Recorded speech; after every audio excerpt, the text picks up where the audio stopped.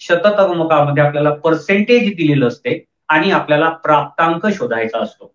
आणि percentile rank मध्ये आपल्याला प्राप्तांक दिलेला असतो आणि पर्सेंटेज शोधायचं असतं.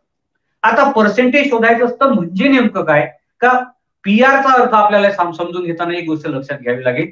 श्रेणीतील असा एक विशिष्ट बिंदू की ज्या खाली किती टक्के प्राप्तांक येतात अशा विशिष्ट बिंदूस आपण पर्सेंटाईल रँक असं म्हणतो. जसं जसं आपण हे गणिताकडे पुढे जाऊ तशी ही संकल्पना तुमची स्पष्ट होईल.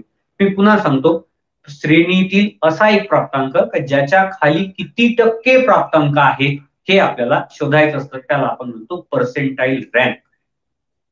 आता पर्सेंटाईल रँकची आणखी संकल्पना मी पुढे पुढे स्पष्ट करणार आहे तुम्हाला.